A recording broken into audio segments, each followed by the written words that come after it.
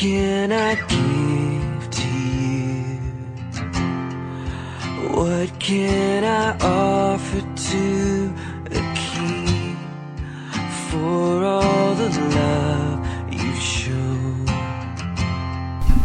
For all your mercy. Good morning and welcome to the Daily Honor Roll. This is Monday, September 9th of 2013. My name is Wayne Daly. I'm your host for the Daily Honor Roll because I'm Wayne Daly and it's my show. And it's just a way for me to honor men and women. Actually, I haven't honored any women on this show yet, but I'm sure that day is going to come because they deserve honor. However, there's a pastor that I like to listen to at Elevation Church back in North Carolina. His name's Pastor Stephen Furtick, and there was a show, a sermon. He did a two-week sermon series called Honorology, and on the show or on the podcast, he was talking about honoring people, and one of the points he made, he had said something about honoring people. Why do we wait until people are dead before we honor them? So that got me to thinking, and I wanted to do something about that. So I created the Daily Honor Roll, and it's just a quick way for me to honor people men that have had an impact on my life, for helping me become the man that I am today, helping me to identify the man I really want to be. This morning I'm going to talk about Pastor Don. He's affectionately known as Pastor Don. It's Don Martin, and I serve with him every Sunday morning in feeding the homeless at Santa Rita Park here in Tucson, Arizona. Don, he's maybe, I don't know, maybe around my age. He may be a little bit older. He's a good man. He's a funny guy. He's been going out to Santa Rita Park for 20 years. Just serving at that park for 20 years. Shows up every Sunday morning with his Bible in hand, and serves breakfast to the homeless. But before he serves breakfast, and it's really a simple meal. The meal that he serves is ramen and coffee and hot cocoa sometimes. Whatever he can, whatever's cost effective. So that's who I want to talk about this morning. I actually first met Don April. It was actually Easter of 2011. Yeah, Easter of 2011. And Christina and I had started going to the park. We started by making breakfast burritos and going out to the park, and we discovered that there was already a man out there, and he was giving a sermon when we got there. And that was how we met Pastor Don. By the way, if you're listening and you want to engage in chat, there's a chat feature that's on our Man Tucson page, mantucson.org /radio, and on the bottom right corner is the live link to listen to the show, but in the middle of the page is the chat. So at the bottom right of the page is the button to listen to the show. And you can ask questions. I'll see the questions pop up on my screen, and I'll be able to engage with you. Anyway, getting back to Don. He was already at the park, and he does a sermon, so we waited, just out of respect, because I had no idea who this guy was. It was the first time that I'd ever seen him, first time I'd ever met him. So we waited, and he was reading out of the book of John, and he was just sharing the gospel of Christ with those who were there to listen. And there was probably at that time 30 people sitting around listening to his message. At the end of the message, he prays. And then people would line up, and they'd come up to his table, and they would get their cup of soup. It's usually a ramen cup of some type, and he supplies hot water. At that time, he was supplying hot water out of the back of a van. He had a 30-gallon electric hot water heater that he had rigged up a water system so that he could get the water to come out of these little spigots. He had 2 spigots. It was very time effective. People could get their soup and then move on and or get their coffee or whatever else they were getting that morning. We have since evolved. We've moved on to using Cambros, and Cambros are like 5-gallon water containers used to hold hot or cold liquid. So that morning we did breakfast burritos. I got to meet him. I got to chat with him a little bit, and he was very, very standoffish to a point.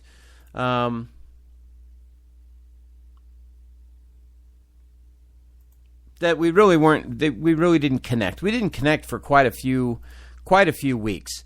And the reason for that being is that, and he shared that with me since then. He has shared with me that that was because people would come out and then they'd just stop coming. So he didn't really invest. He didn't really invest in too many people. But over the next several weeks, several months, as he saw that I was continuing to come out, that Christina and I were continuing to come out, we began to develop a friendship, a relationship. In fact, we set our tables up now so that they hit his table first, and they come right down the line, and then they come and they collect the food that Christina and I, or that Man Tucson provides. Christina and I don't provide it. Man Tucson is funded by charitable contributions from a number of people that I'm very grateful to have. The Pastor Don, he's a very interesting guy. We've gone out and had breakfast with him a few times. I've sat and obviously talked with him at the park, and heard some of his story. He actually works for a security company downtown, a private security company that is contracted by the county, I believe, and enjoys his job. He gets to interact with people all day long. He has skills to engage people socially, but to still hold to a standard that to make sure that his job gets done. He's a very personable man. He actually, in his job, he gets to engage with some of the homeless people that come out to the park.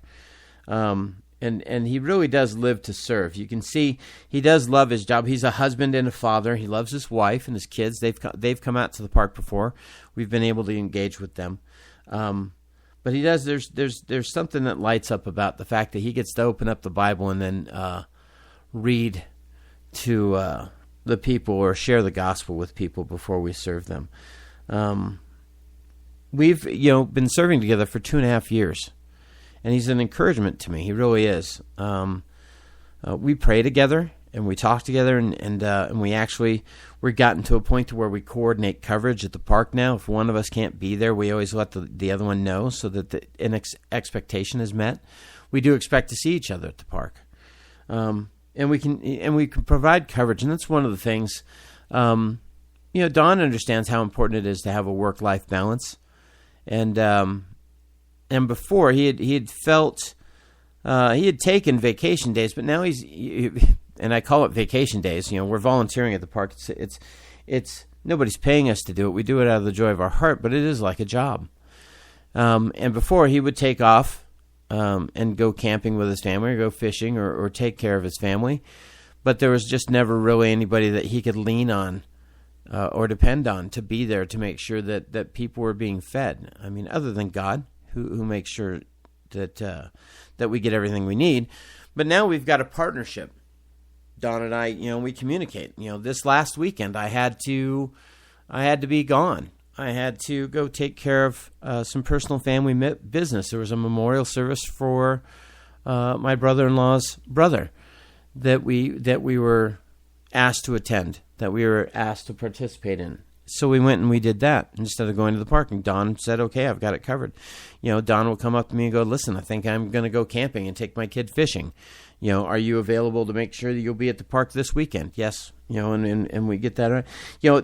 I talk about fishing a lot. Don shares a lot of fishing stories. He loves to fish. In fact, he was in the Air Force for a time, and he traveled all over Europe, and he was telling me about some of his adventures of fishing in Turkey, and how their vehicle broke down, and just and the different things that the different places he's been fishing and the different type of fish he's caught and eaten.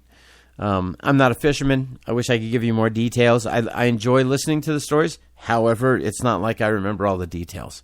What I do remember is that Don is a good man. He's a good, and in fact, I would say he's a good friend, even though we don't spend a whole lot of time together.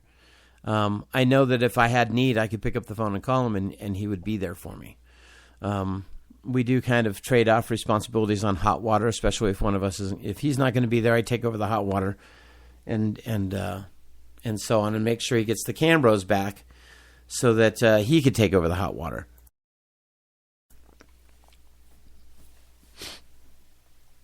So we've been doing this for 2.5 years together. Some of the things that come up for me about serving at the park,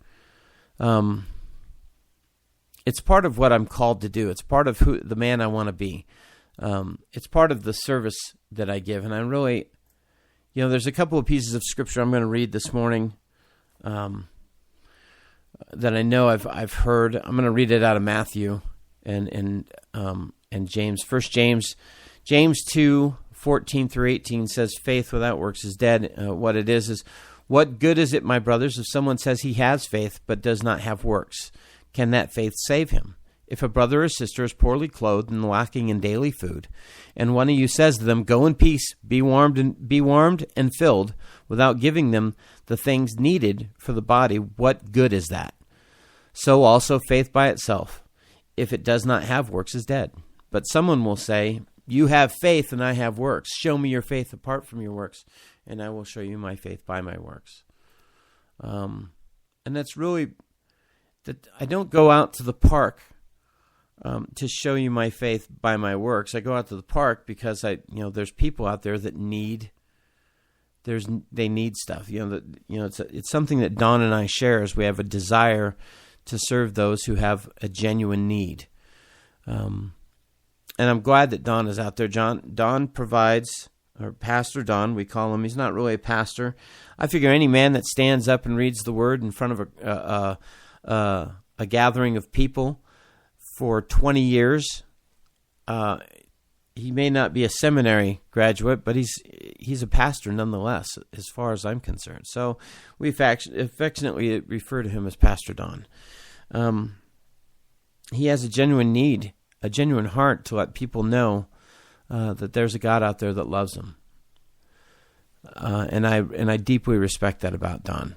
And I love to listen to him. We don't always agree on theology. There's things he'll say that I don't necessarily agree on. However, those would be the open-handed issues that are debatable, that are arguable, which is acceptable, as long as we do it from a position that we love one another. We don't try to change one another. We just try to make our point known, so that the other one can respectively take that to prayer and get some clarity around it. We work together, even though we have different views on different things. But as I read from the book of James, I don't go to feed to show off my faith. I go to feed because it's the joy in my heart to do so. And if it does demonstrate that I have faith, then that's wonderful. A lot of people that don't have faith will go out and serve. I get support from those who don't necessarily profess Christ as Lord, but they have a heart to see that people get fed. They have a heart to serve their community. And I think that's a wonderful thing. For me, really what drives us, you can find it in Matthew. It's Matthew 25:35-40. Pardon me. "For I was hungry, and you gave me food. I was thirsty, and you gave me drink. I was a stranger, and you welcomed me. I was naked, and you clothed me. I was sick, and you visited me. I was in prison, and you came to me." And the righteous answer him, saying, "Lord, when did we see you hungry or feed you, or thirsty and give you drink? And when did we see you as a stranger and welcome you, or naked and clothe you? And when did we see you sick or in prison and visit you?" And the king answered them, "Truly I say to you, as you did it to one of the least of these, my brothers, you did it to me." So really, I serve I serve those at the park because Christ loves them. Because I serve Christ. That's what I've chosen to do. I've made a commitment in my life to do that. And when I read something like that from Matthew, and he holds them so important, he holds us so important, me and you and the men and women at the park, he holds us so precious and so important as to say that what you've done for the least of these, you've done for me. How can I not serve? Now, that's not to say that everybody needs to be at the park handing out muffins, because that's what Man Tucson does now. Pastor Don still sticks with the ramen and the coffee and the hot cocoa. Man Tucson provides muffins, blueberry muffins, and apple maple muffins from Costco, bananas, and water, and sometimes fruit juice if it's in the budget, if we're able to make that happen. But I'm not saying everybody needs to be at the park serving something. Not everybody needs to be at the park handing out a muffin. That's not the way everybody's called to serve. That's not how everybody's gifted. There's diversity in how we're gifted. What I am saying is that you should probably, go off into some quiet time and engage God and ask Him, what He wants you to do. Ask Him to show you how you're gifted. Ask Him to move you into works of serving those He loves.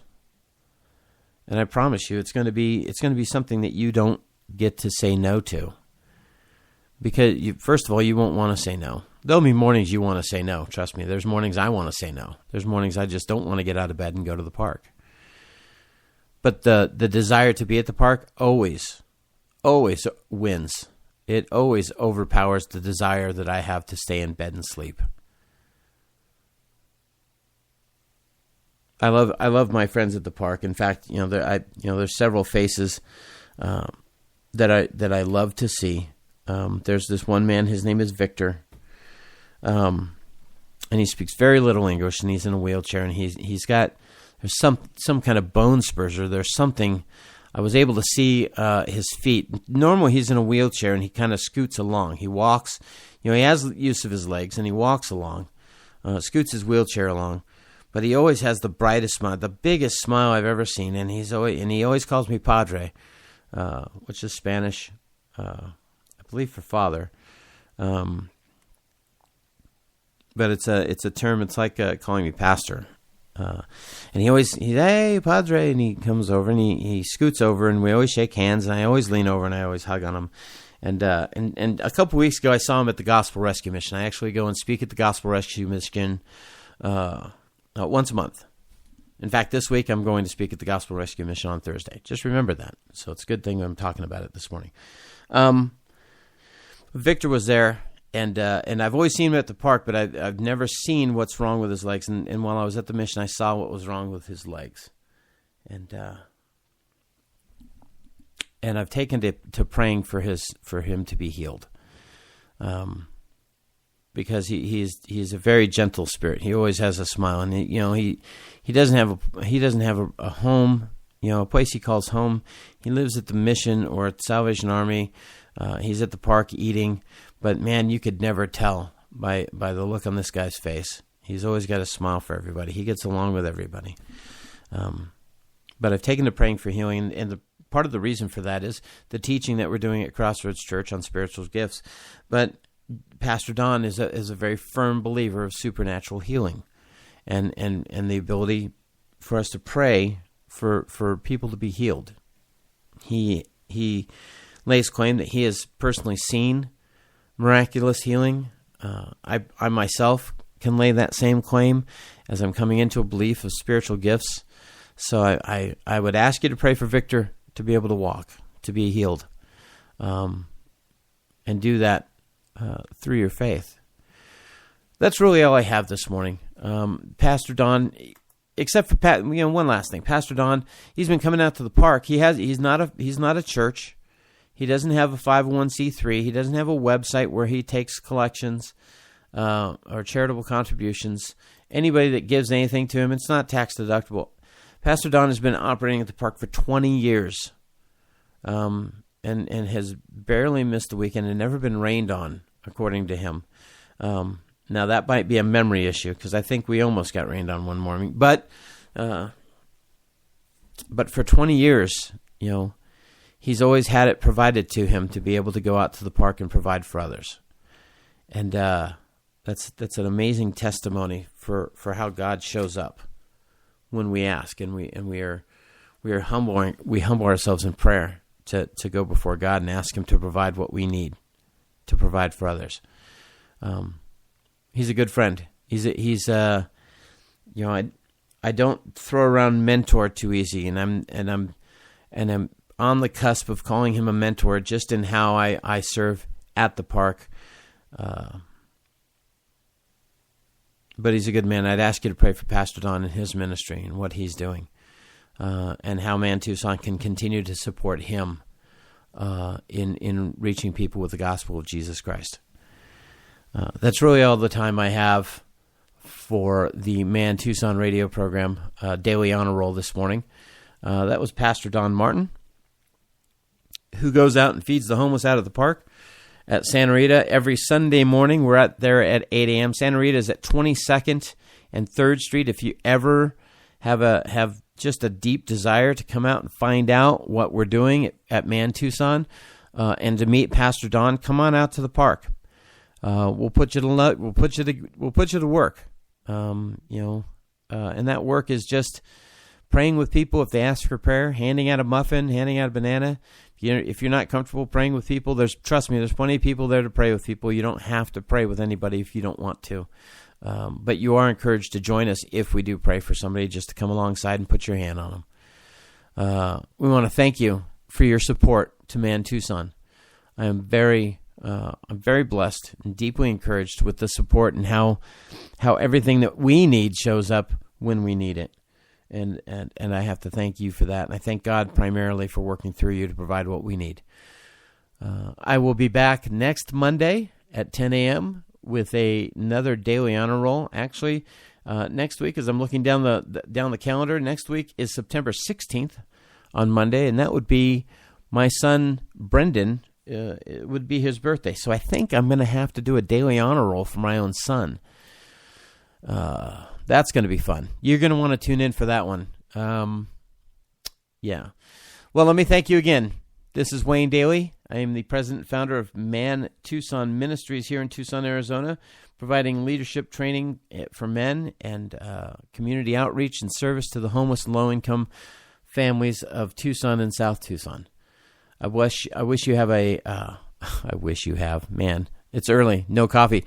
I wish you a blessed day, and that you find yourself in a situation where you wholeheartedly and joyfully serve somebody today. God bless you, and thank you for listening.